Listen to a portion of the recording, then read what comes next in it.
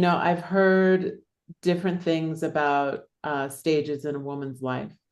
Mm. And I feel like as we're getting older, we get to kind of look back Yeah. and see the missed opportunities for wisdom, um, because there weren't a lot of people talking about the different stages of a woman's life. And I think menopause being the one right now that's up. I just had my 60th birthday. So Congratulations. thank you. And I know you talk about these three pivots of power, Mm. and I would love to know more about that. Yeah, thank you for asking. So I want to share that I just had my 53rd birthday. Happy birthday. Thank you. I'm still in that threshold, entering into the third space, but I want to acknowledge that I heard the teaching from my teacher, Douglas Brooks, and it's a Shakta teaching from South India. And when I heard the teaching, I was so stopped in my tracks by it because of its beauty and eloquence, and also the way it invites us to think of the stages of a woman's life, the transition from girl to woman and then through womanhood as ceremony, as ritual space. And I certainly never heard anything like that coming up in the 1980s in Catholic Ireland, where we used euphemisms to talk about our bodily functions, even amongst ourselves and with our friends. Mm. So the first phase or pivot is the Kanyaka or Kumari. It's when a girl, the blood is incipient, and she's, I suppose now you might say a tween. I think that might be right, but Mhm. right at that threshold, like a flower about to bloom. And there's a beauty and there's the promise of fertility and womanhood. And there's something very sacred and very precious about it. The promise of what's to come. And this struck my heart so deeply because I thought about myself, waiting for my period to come, and all your friends have gotten you like people are giving each other side eye. Has your roses come? That kind of thing, but never feeling that we were stepping across a threshold into a ritual time and a time to celebrate, and that this beautiful thing was about to happen in our bodies and in our beings, and that this thing meant that we were auspicious and a gift. And I just think it's such a beautiful way to look at women's embodiment. Yeah, I mean, it's something that I've been thinking about, of course, and writing about as well. And we talked before we started the recording about menopause being this initiation that nobody told you about. Yeah, And it's the one that I feel like um, is very hard to ignore, but it's not something, it's like a secret. Like my mother never mentioned anything about menopause. right. So take us through the two other pivots, and then I'd love to talk about how we can reframe um, these thresholds in our lives. Got it. Well, the next one is the Suvasini, which is this means sweetly auspicious, which I Mm, mean, come on, I you love just think that. of beautiful flowers. Or Sumangali, which means well dwelling or well dressed. And the woman who's Sumangali has the bracelets, the bindi, all that beautiful Shri that the Indian women wear. And it's an embodiment and an announcement of being auspicious, of being having the capacity to give life, to Mm, generate, and to hold that threshold.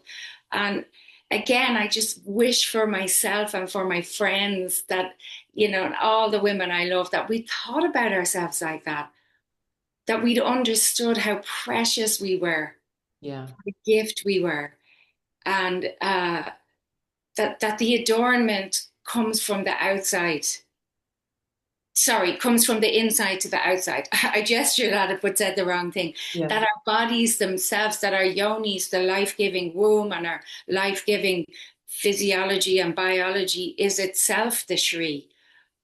I mean, I heard this teaching at 47, and I was just like, boom, I never knew. And I think there's something so powerful in that, and something so poignant that I think for probably a lot of women of our generation and older, I really don't know about younger women now, how that would land for them. Mm. And then the next stage is the Jeshta, the victorious one. And she's the one whose the blood is being absorbed. And in the absorption of the blood is circulated. There isn't the, well, I should say this a little bit more maybe about the Sumangali phase, as we know, the cycles of menstruation or the cycles of conception and then release if there's no conception. So it's the a woman dies to herself for 3 days every month, maybe a little longer, but the symbology is 3 days, and that the shedding is a ritual release and a ritual death, which makes way for renewal and the reconstitution of the yoni as a potential home for life, and the cyclical nature of our embodiment and the cyclical nature of women's being in the world struck me as just so beautiful. And I think that that cyclical embodiment and that ritual dying to ourselves every month also connects us in a deeper way to our ancestors, the women, the lineage, the women who've gone before us, the women who've sat on the earth and bled, the women who've sistered each other and mothered each other through the cycles and rubbed oil on their feet and bellies, and it connects us to this great web of the collective unconscious of the feminine, I think, which I think is a very important part of the unseen shadow world. So Yeah, I love that you're bringing this in because those of us who are threshold tenders, we know this space really well. And we yeah, also know, and I think that this is something that many people are waking up to, right? Is the disconnection between ourselves and nature, right? This yes, idea that we are separate from nature, this like not paying attention to the cycles of nature and knowing that we hold those same cycles. So when we think about what you just said of the cycle of the yoni itself, that's a beautiful teaching. I love that. And at the same time, connecting us back to probably not our most recent ancestors, but the ancestors whose names we will never know, whose ways we have forgotten, right? right. So what I'm hearing you talk about is that these three pivots are actually bringing us back in touch to the old ways. Yeah, beauty and into congruence with that, with the unseen. That's all that's gone before us, and with the yes, those cycles, and also with recursion, with how the Mm. DNA just recurs. The collective unconscious is also the DNA, and nature itself is DNA, and it's constantly recursion is the nature. The information to repeat is contained Mm-hmm. inside, and I think it just gives us this, it's a portal to a deeper understanding, as you've said, of nature, of the nature of time, embodiment, and how the web of nature and those who've gone before us holds us in it, in this kind of permeable way, uh, oscillating, fluctuating, fragmenting. Yeah, I love this third love because, in this age of AI, in Right. this age of misinformation, in this age of being disconnected and our attention being, bought and sold, it's what you're teaching and what you're talking about is redirecting our attention to what is essential, to what is real, to what is true. Right, and And to embodiment. yeah, and so this teaching to me that is timely, its time is right now. Yeah, yeah, well, hopefully. And then let me go back to the Jeshta because I interrupted Yes. my own self. So the Jeshta, It's always good when you do that. You're excited about what you're teaching and what you're talking about. yeah, the Jeshta is the victorious one, the one who has stepped into a deeper empowerment, the absorption. And I think, as we talked about a little bit before menopause, that stepping across that threshold and into a new phase. And you shared about your mom, and my mom was the same as well. She was like, "You have boundaries now."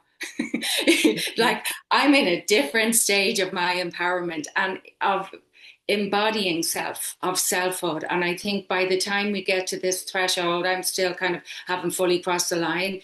But as women also, we've lived so much um, of our being and cycle that through our bodies. And I think many of us are so kind of somatic in how we interact with the Mhm. world, that we're a mind body system. And you know, half the time our heart is out here, and like we're moving through the world as this heart mind circuit that longs to be integrated. And I think a deeper integration is coming or has come for when the blood becomes absorbed and there's no longer the ritual dying monthly, but Mm. that is a giving to self and a deeper embodiment of selfhood. And from that deeper embodiment of selfhood, the pivot to the empowerment of being the teacher, of Yes, being the wise teacher, the wise embodier, and the gift, making your own life the gift to others. absolutely. Um, Absolutely. I love that. yeah. Now, I'm curious because I know you have this workshop that's coming up. It's a 6 week, uh, basically a 6 week ritual, really, right? To honor all Yes. of these pivots. I would love to talk about the importance of ritual in observing and honoring these phases of life.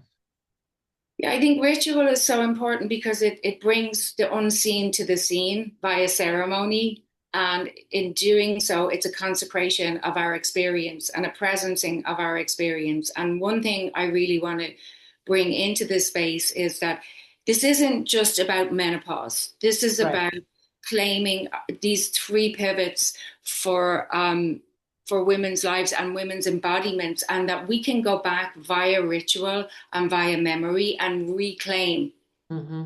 Yeah. each stage and imbue it with a different understanding and indeed a different visceral imprint, that we get to change our narrative if we like.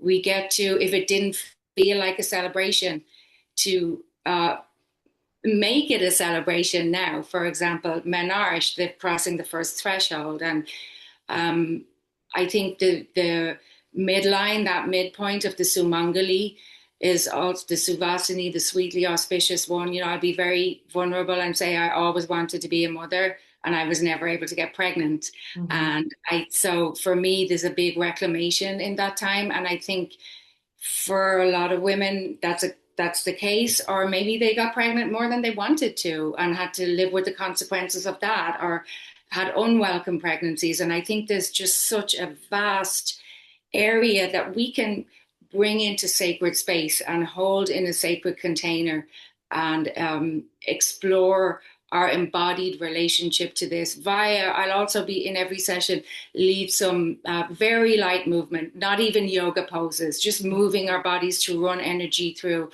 I'll talk us through yoga nidra Mm. to, Yes, we love yeah, your yoga nidras. yeah, thank you, thank you. So that's some of my intention. And how long is the course altogether? 6 weeks, and each session will be 2 hours. And one thing I also want to mention is I'm not going to record these sessions because Mm-hmm. we're stepping into a very intimate, vulnerable, fragile, tender space. Tender, And yeah, I feel it's absolutely. not appropriate to record them. So, and I'm hoping that that resonates with everybody. Yeah, I definitely understand that. Just to be able to hold the space and not have a leaky container, right? Yeah, clear boundaries, deep listening. And I'd probably maybe do a WhatsApp group as well if anybody needs support outside of meeting or just wants to say hi. So that's my intention, and I'm excited about it. Well, thank you so much for this offering. I think it's really important. And I think the two things that really stand out to me are really being able to go back and reclaim those moments Yeah, where there might have been pain or there might have been, parents ignoring what was going on or, other things that might have happened in midlife. Um, I think the power of ritual is something that is also something that we've forgotten, but I feel like since the pandemic, we've been moving in a direction where we maybe have learned that ritual will help us move through the spaces of uncertainty. Yeah, Um, beautiful. Yeah. yeah, yeah. So Yeah. thank you, Dervla. Thank you, Tracee. I Really. look forward to seeing and hearing all more that's coming from you. I know you have some things coming up, right, in Yeah. Europe that you're going to be doing. Yeah, retreat in Ireland. Oh, wonderful. Yeah. So thank you. Received. Thank you so much. Okay, thanks, Thank you, Tracee. Derv. Take care. Okay.